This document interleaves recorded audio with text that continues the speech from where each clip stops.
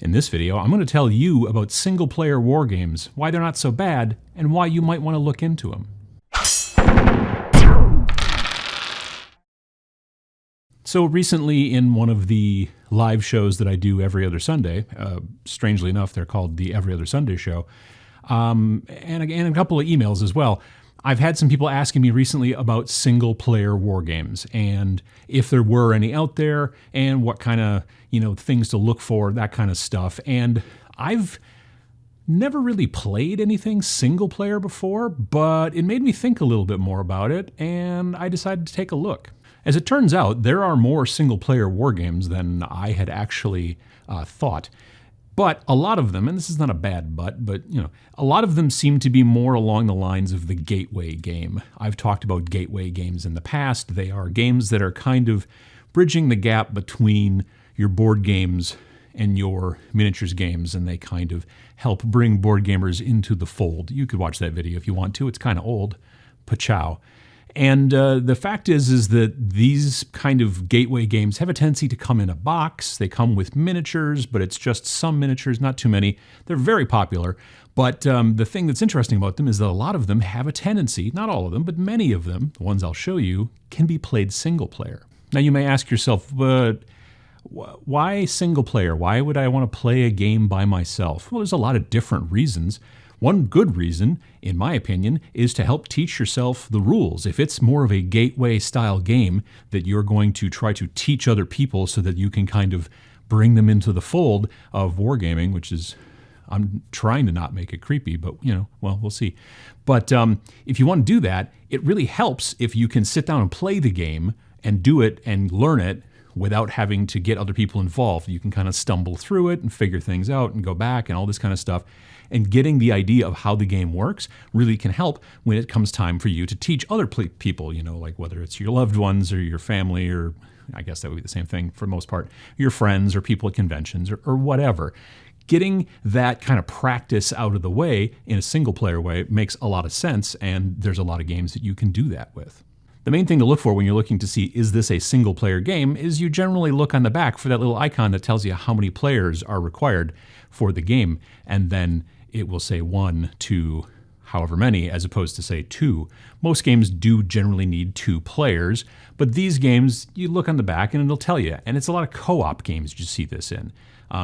Games like Zombicide, those can technically be played single player. The games I'm about to show you here can be played single player. And what it is that makes a game playable in single player is that there's a set of rules for the monsters, for the bad guys. In most situations in a war game, people need to control both sides. I have to control my guys, you have to control yours.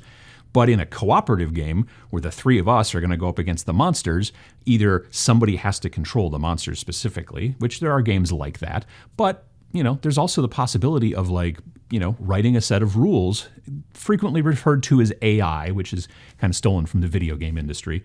The AI of the computer-controlled, monsters or opponents or whatever in most video games is not really an artificial intelligence, but that's kind of what it's called in shorthand, and that's what it gets called in these types of games when there is a set of rules for each opponent, monster, skeleton, zombie, whatever, to say this is what it will do in any given situation. Some of these games are older, but there's also plenty of new games that are coming out as well.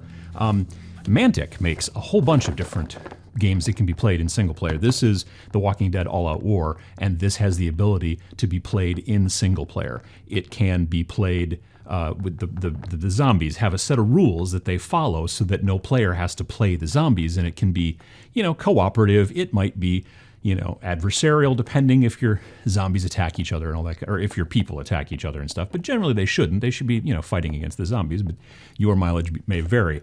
There's also another cool game from Mantic called Dungeon Siege. This game is so cool. First of all, it looks like a giant book. It's just spectacular. And you open it up and all the stuff's on the inside and all the pieces are held in there and there's a magnet to keep this closed. This is also a great kind of dungeon crawl style game that you can play by yourself or can play, cooperative against the monsters. But generally, if you want to kind of learn it, you're going to sit down and you're going to play something like this single player initially. There's a sci-fi version of this game as well called Star Saga, which I thought I had here in the studio, but I think it's actually at home in my basement.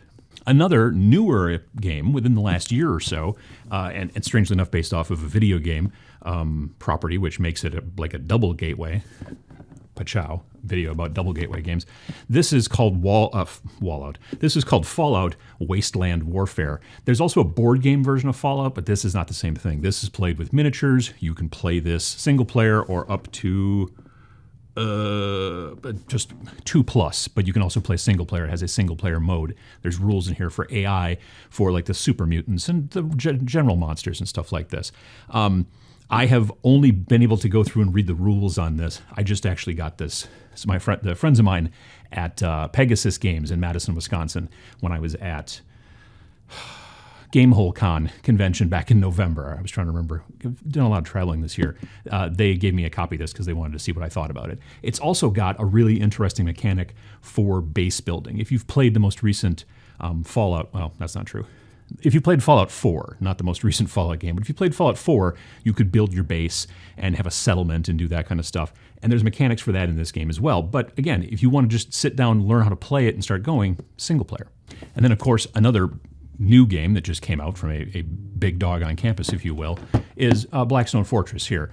This game can also be played single player because the Urgles and the spindle drones and all that kind of stuff can kind of be controlled via AI built into the game so that you can play this game to kind of learn it and mess around. I mean, it's not just for learning. Sometimes you're playing the game because you want to play the game and you just don't have anybody around available right now, or maybe you never have anybody available around because you live on top of a tower watching out for fires. I don't know, whatever. But there's a lot of different options. But the fact that even the big companies now, like Games Workshop, are making games that you can play in single player mode is, I think, really interesting. And it's really allowing people to be able to feel a little bit better about buying a big box game like this, painting and building all the miniatures and having a really good time with that, if you're a hobby guy like me, and then still being able to sit down and just play it by themselves when they want to, so that when they go and try to play it with somebody else, they already know how the rules work and how everything kind of goes. Not all of these games, though, are boxed kind of gateway games as far as single-player games are concerned. This is a new game. This is probably the newest out of all of these, called Rangers Shadow Deep, and it is by Joseph McCullough. Now, if you remember that name, he's the guy who wrote the rules for Frostgrave from Osprey Games. So this game has got a lot of Frostgrave chops to it, basically. Instead of being a wizard and an apprentice and a band of maybe up to 10 or whatever henchmen, instead what it is a bunch of, it's a ranger who's kind of running everything, and then a fewer number of henchmen. So it's kind of along the same lines. And it's not generally treasure hunting and things like that, but there's missions and scenarios in here, and they tell you should also have this many goblins and this many orcs and this many skeletons and whatever, and then you go through and you can do the mission. And again, it's cooperative, but it can also be played single player. It also, in my opinion, from going through and reading it, and I haven't got a chance to play it yet, but I've read it a bunch, I'm probably actually going to do a single-player battle report of it at some point in 2019.